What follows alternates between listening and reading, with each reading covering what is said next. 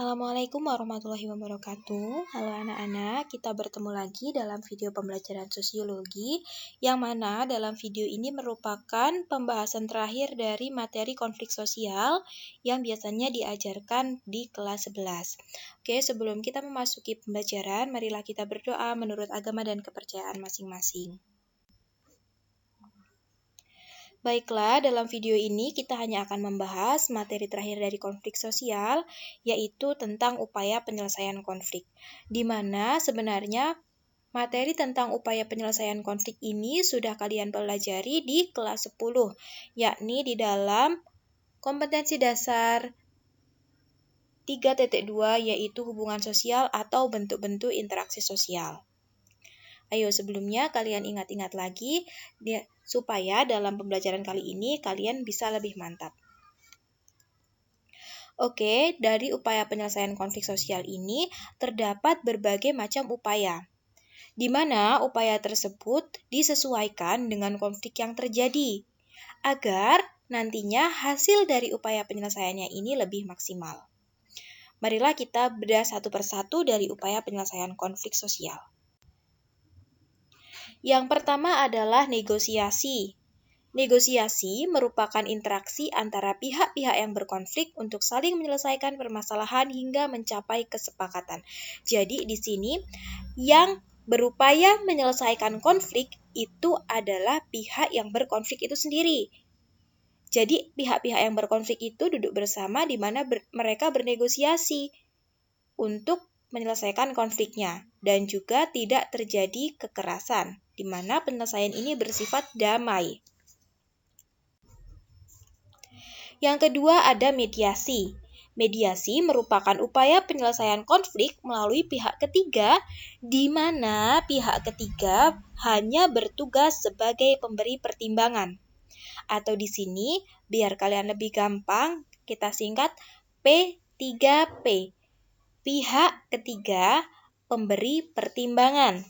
Jadi, ketika telah terjadi konflik di mana pihak yang berkonflik itu tidak bisa menyelesaikan konfliknya sendiri, kemudian untuk menyelesaikannya mereka meminta bantuan pihak ketiga. Akan tetapi, dalam hal ini pihak ketiga hanya memberikan saran dan pertimbangan.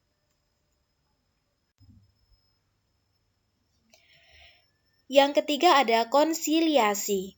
Konsiliasi merupakan upaya penyelesaian konflik dengan mempertemukan keinginan-keinginan pihak yang bertikai untuk mencapai kesepakatan, di mana biasanya pihak ketiga dalam konsiliasi ini adalah lembaga sosial.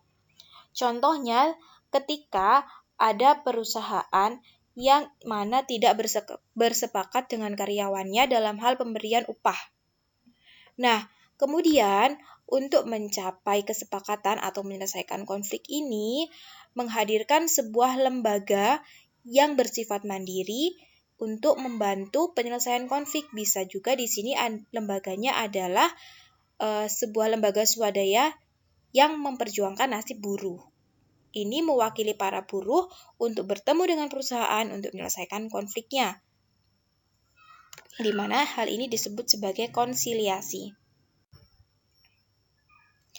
Yang selanjutnya ada arbitrasi. Arbitrasi merupakan upaya penyelesaian konflik yang dilakukan melalui pihak ketiga dengan kedudukan yang lebih tinggi dari pihak yang berkonflik, di mana pihak ketiga ini bertugas membuat keputusan. Jadi arbitrasi dengan mediasi sama-sama menggunakan pihak ketiga. Tapi yang perlu dibedakan, jika mediasi pihak ketiganya itu hanya memberi pertimbangan. Sedangkan kalau arbitrasi, pihak ketiganya itu membuat keputusan. Jadi ketika ada pihak yang berkonflik, nggak bisa menyelesaikan konfliknya nih. Dia menghadirkan pihak ketiga. Tapi orang yang berkonflik itu harus nurut, harus mengikuti keputusan yang dibuat oleh pihak ketiga. Contohnya, ketika ada masalah antara karyawan dan perusahaan tentang standar gaji. Nah, dalam hal ini tidak bertemu. Akhirnya mereka mengambil bantuan penyelesaian konflik melalui pemerintah atau undang-undang yang merujuk tentang gajinya. Akhirnya, antara perusahaan dan juga karyawan itu harus menurut atau harus mengikuti keputusan pemerintah tentang standar gaji yang diberikan. Yang selanjutnya ada adjudikasi. Adjudikasi adalah usaha penyelesaian konflik melalui pengadilan. Nah, ini biasanya yang kita temui di pengadilan-pengadilan tinggi, pengadilan agama, apabila ada kasus perceraian dan sebagainya.